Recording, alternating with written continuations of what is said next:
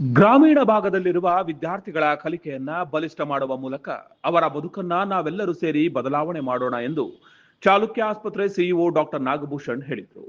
ಗುಬ್ಬಿ ತಾಲೂಕಿನ ಸುಗ್ಗನಪಾಳ್ಯ ಸರ್ಕಾರಿ ಹಿರಿಯ ಪ್ರಾಥಮಿಕ ಶಾಲೆಯಲ್ಲಿ ಆಯೋಜಿಸಿದ್ದ ಶಾಲಾ ಮಕ್ಕಳಿಗೆ ಸಮವಸ್ತ್ರ ವಿತರಣೆ, ಅಕ್ಷರಾಭ್ಯಾಸ, ಕ್ರೀಡಾ ಸಾಮಗ್ರಿ ಹಾಗೂ ಪೀಠೋಪಕರಣ ವಿತರಣೆ ಮತ್ತು ಆರೋಗ್ಯ ಶಿಬಿರವನ್ನ ಉದ್ಘಾಟಿಸಿ ಮಾತನಾಡಿದರು. ಸ್ವಾತಂತ್ರ್ಯ ಬಂದ ನಂತರ ಬಡ ದೇಶವಾಗಿದ್ದ ನಮ್ಮ ದೇಶಕ್ಕೆ ಶಿಕ್ಷಣ ಅಗತ್ಯವನ್ನ ಅರಿತು 6 ವರ್ಷದ ನಂತರ ಮಕ್ಕಳಿಗೆ ಶಿಕ್ಷಣವನ್ನ ಕಡ್ಡಾಯ ಮಾಡಲಾಯಿತು. ಈಗ ಜಾಗತಿಕ ಜಗತ್ತಿಗೆ ತಕ್ಕಂತೆ ಹಳ್ಳಿಗಳಲ್ಲಿ ಆಂಗ್ಲ ಮಾಧ್ಯಮ ಶಿಕ್ಷಣ ನೀಡಲು ಇಂದು ಎಲ್ಕೆಜಿ ಹಾಗೂ ಯುಕೆಜಿ ಆರಂಭಿಸಿ ಶಾಲಾ ದಾಖಲಾತಿ ಹೆಚ್ಚಳವನ್ನ ಮಾಡಲಾಗ್ತಾ ಇದೆ. ಈ ನಿಟ್ಟಿನಲ್ಲಿ ಗುಬ್ಬಿ ತಾಲೂಕಿನ ಸುಗ್ಗನಪಾಳ್ಯ ಶಾಲೆಯನ್ನ ಮಾದರಿ ಮಾಡಲು ದತ್ತು ಪಡೆದು ಇಲ್ಲಿನ ಮಕ್ಕಳಿಗೆ ಇಂಗ್ಲಿಷ್ ಭಾಷೆಯನ್ನ ಕಲಿಸಲಾಗ್ತಾ ಇದೆ ಅಂತ ಹೇಳಿದ್ರು. ವಿದ್ಯತೆ ಅಂತ ಹೇಳಿ ಒಂದು ಸಂಸ್ಕೃತ ಶ್ಲೋಕ ಇದೆ. ಅಂದ್ರೆ ಜ್ಞಾನಕ್ಕಿಂತ ಹೆಚ್ಚು ಪರಿಶುದ್ಧವಾದಂಥ ಶಕ್ತಿ ಜಗತ್ತಿನಲ್ಲಿ ಯಾವುದೂ ಇಲ್ಲ ಅಂತ ಹೇಳಿ.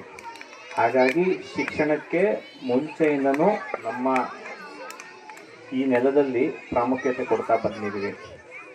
ಇಲ್ಲಿ ಸ್ವತಂತ್ರ ಬಂದ ನಂತರ ಏನಾಯಿತು, ಭಾರತ ಒಂದು ಬಡ ರಾಷ್ಟ್ರ ಆಗಿತ್ತು.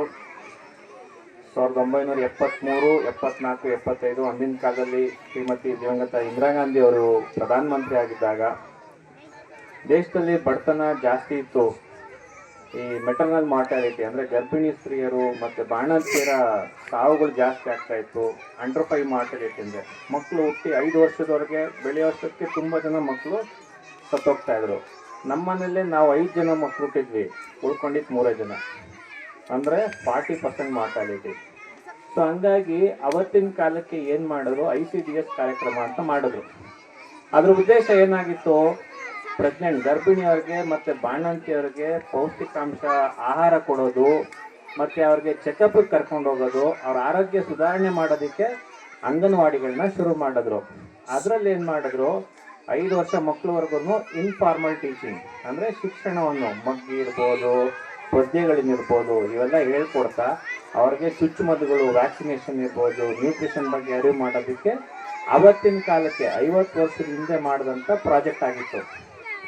ಆದರೆ ಬದಲಾದ ಪರಿಸ್ಥಿತಿಯಲ್ಲಿ ಸರ್ಕಾರಿ ಶಾಲೆಗಳಲ್ಲಿ ಸರ್ಕಾರಿ ಶಾಲೆಯ ನಿಯಮದ ಪ್ರಕಾರ 1ನೇ ತರಗತಿಗೆ ನನ್ನ ಮಗಳನ್ನ ಸೇರಿಸ್ಬೇಕು ಅಂದರೆ ಅವಳಿಗೆ 6 ವರ್ಷ ತುಂಬಿರಬೇಕು.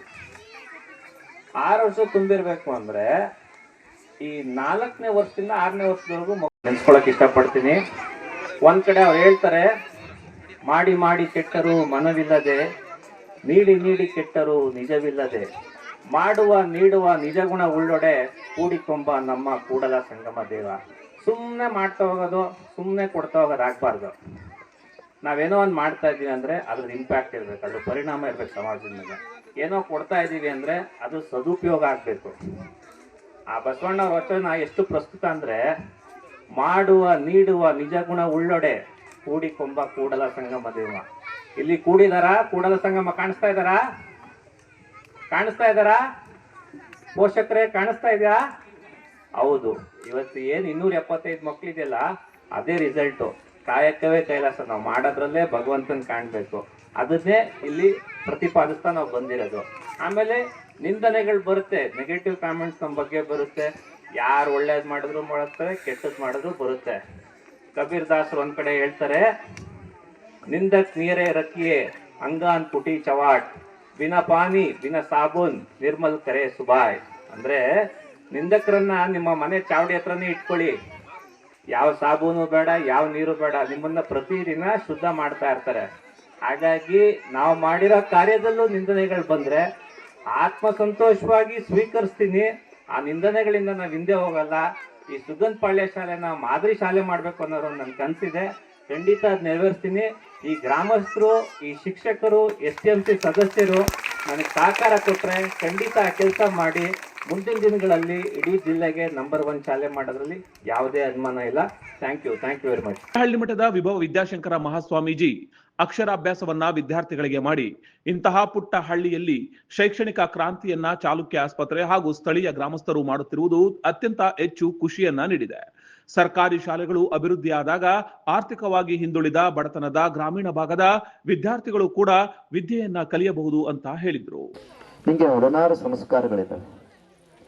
ಆ 16 ಸಂಸ್ಕಾರಗಳಲ್ಲಿ ಅಕ್ಷರಾಭ್ಯಾಸ ಒಂದು ಕೂಡ ಪ್ರಮುಖವಾದಂತಹ ಸಂಸ್ಕಾರ. ಮಕ್ಕಳಿಗೆ ಅಕ್ಷರಾಭ್ಯಾಸವನ್ನು ಮಾಡಿಸಬೇಕು. ಇದನ್ನ ಮನೆಯಲ್ಲಿ ತಂದೆ ತಾಯಿ ಯಾವುದಾದ್ರೂ ಒಂದು ಗುರುವಿನ ಮುಖೇನ ಅಕ್ಷರಾಭ್ಯಾಸವನ್ನು ಮಾಡಬೇಕಂತ ಶಾಸ್ತ್ರಗಳು ಹೇಳ್ತವೆ. ಈಗ ಎಲ್ಲರ ಮನೆಯಲ್ಲಿ ಕರೆದು ಅಕ್ಷರಾಭ್ಯಾಸವನ್ನು ಮಾಡಿಸ್ಲಿಕ್ಕೆ ಸಾಧ್ಯ ಇಲ್ಲ ಅನ್ನೋ ಒಂದು ಕಾರಣಕ್ಕೆ ಈ ಶಾಲೆಯಲ್ಲಿ ಸಾಮೂಹಿಕವಾಗಿ ಅಕ್ಷರಾಭ್ಯಾಸ ಒಂದು ಕಾರ್ಯಕ್ರಮವನ್ನು ಆಯೋಜನೆ ಮಾಡಲಾಗಿದೆ. ಅದನ್ನು ಹೇಗೆ ಮಾಡಬೇಕು? ಈಗೆಲ್ಲ ನಿಮ್ಮ ಕೈಯಲ್ಲಿ ಒಂದು ತಟ್ಟೆಯನ್ನು ಕೊಟ್ಟಿದೆ, ಅದರಲ್ಲಿ ಅಕ್ಕಿಯನ್ನು ಹಾಕಿ ಹೂ ಎಲ್ಲ ಇಟ್ಟು ಕೊಟ್ಟಿದ್ದಾರೆ. ಅದು ಒಂದು ನಿಯಮ ಇದೆ, ಹೀಗೆ ಮಾಡಬೇಕು ಅಂತ. ಈಗ ಮಾತಾಡಬೇಕಾದ್ರೆ ನಾಗಭೂಷಣ್ ಸರ್ ಹೇಳಿದ್ರು, ನಮ್ಗೆ ಯಾರು ಅಕ್ಷರಾಭ್ಯಾಸವನ್ನು ಮಾಡಿಸಿದ್ದು ನೆನಪಿಲ್ಲ ಅಂತ. ಇಲ್ಲ ಸರ್, ಎಲ್ಲರಿಗೂ ಮಾಡಿಸಿರ್ತಾರೆ. ಹೇಗೆ ಮಾಡಿಸಿರ್ತಾರೆ? ಯಾವುದೇ ಮನೆಯಲ್ಲಿ ಮಗುವಿಗೆ ಬರ್ಸತ್ ಕಲಿಸ್ಬೇಕಂದ್ರೆ ತಾಯಿ ಕೈ ಹಿಡಿದು ಬರ್ಸಿರ್ತಾರ, ಆನ್ ಅಕ್ಷರ ಬರ್ಸಿರ್ತಾರ. ಅದು ಅಕ್ಕಿ ಮೇಲೆ ಬರೀಬೇಕಂತ ನಿಯಮ ಏನಿಲ್ಲ, ಒಂದು ಸ್ಲೇಟ್ ಮೇಲೆ ಬರ್ಸಿದ್ರು ಅಕ್ಷರಾಭ್ಯಾಸನೇ ಅದು. ಅಲ್ಲಿ ಯಾವುದೇ ಪೂಜೆ ಇದ್ದಲೇ ಇರ್ಬೋದು, ಈ ಥರ ಈಗೆಲ್ಲ ಏನು ಕೊಟ್ಟಿದ್ದಾರಲ್ಲ ನಿಮಗೆ ಫಾರ್ಮಾಲಿಟೀಸ್, ಇದ್ರ ಅವಶ್ಯಕತೆ ಇಲ್ದಲೇ ಇರ್ಬೋದು, ಮಾಡಿಲ್ದಲೇ ಇರ್ಬೋದು, ಎಲ್ಲರೂ ಮಾಡಿಸಿರ್ತೀರಿ. ಎಲ್ಲರೂ ತನ್ನ ಮಗುವಿನ ಕೈ ಹಿಡಿದು ಆನ್ ಅಕ್ಷರನೇ ಫಸ್ಟ್ ಬರ್ಸಿರ್ತೀರಿ. ಇತ್ತೀಚೆಗೆ ABCD ಬರ್ಸಿರ್ಬೋದು. ಅತಿಯಾದಂಥ ಇಂಗ್ಲಿಷ್ ವ್ಯಾಮೋಹದಿಂದ ಕೇವಲ ಒಂದು ಭಾಷೆಗೋಸ್ಕರ ಇಷ್ಟೊಂದು ವ್ಯಾಮೋಹ ಬಂದಿದೆ ನಮ್ಮ ದೇಶದಲ್ಲಿ. ನಿಮಗೆ ಸತ್ಯ ಗೊತ್ತಿದೆಯಾ? ಇಂಡಿಯಾದಲ್ಲೇ ಇಷ್ಟೊಂದು ಇಂಗ್ಲೀಷಿಗೆ ಬೆಲೆ ಇರೋದು, ಬೇರೆ ದೇಶದಲ್ಲಿ ಎಲ್ಲೂ ಇಂಗ್ಲೀಷಿಗೆ ಇಷ್ಟೊಂದು ಬೆಲೆನೇ ಇಲ್ಲ. ನೀವು ಜಪಾನ್ ಜರ್ಮನಿಗೆ ಹೋಗ್ರಿ, ಲೋಕಲ್ ಭಾಷೆ ಇದೆ ಅಲ್ಲಿ. ನಾವು ಕಾಶಿಯಲ್ಲಿ ವಿದ್ಯಾಭ್ಯಾಸ ಮಾಡ್ತಿರ್ಬೇಕಾದ್ರೆ ಜರ್ಮನ್ ಫ್ರೆಂಡ್ಸ್ ಇದ್ರು ನಮಗೆ. ನಾವು ಜರ್ಮನಿಯರಂತ ಇಂಗ್ಲೀಷಾಗ ಮಾತಾಡ್ತಿದ್ವಿ. ಅವ್ರು ಏನಂತಿದ್ರಂದ್ರೆ ಸಂಸ್ಕೃತದಲ್ಲಿ ಮಾತಾಡಿಸಿ ನಮ್ಮನ್ನು ಅಂತಿದ್ರು, ಇಂಗ್ಲೀಷ್ ಬರ್ತಿದ್ದಿಲ್ಲ ಅವರಿಗೆ. ಇದೇ ಸಮಯದಲ್ಲಿ STMC ಉಪಾಧ್ಯಕ್ಷ ನೇತ್ರ, ಸದಸ್ಯರಾದ ದೇವಾನಂದ್, ಮುಖ್ಯ ಶಿಕ್ಷಕಿ ಲಕ್ಷ್ಮೀ ದೇವಮ್ಮ, ಶಿಕ್ಷಕರಾದ ರುದ್ರೇಶ್, ಲೋಕೇಶ್ ಸೇರಿದಂತೆ ಇನ್ನಿತರರು ಈ ಒಂದು ಕಾರ್ಯಕ್ರಮದಲ್ಲಿ ಭಾಗಿಯಾಗಿದ್ದರು. ಇದೇ ಸಂದರ್ಭದಲ್ಲಿ ಚಾಲುಕ್ಯ ಆಸ್ಪತ್ರೆ ವತಿಯಿಂದ ಉಚಿತ ಆರೋಗ್ಯ ತಪಾಸಣಾ ಶಿಬಿರ ಏರ್ಪಡಿಸಲಾಗಿತ್ತು. ಸುತ್ತಮುತ್ತಲಿನ ಪೋಷಕರು, ಗ್ರಾಮಸ್ಥರು ಹಾಗೂ ದಾನಿಗಳು ಸೇರಿದಂತೆ ಇನ್ನಿತರರು ಈ ಒಂದು ಕಾರ್ಯಕ್ರಮದಲ್ಲಿ ಹಾಜರಿದ್ದರು. Welcome to KK Jungle Resort Tumco!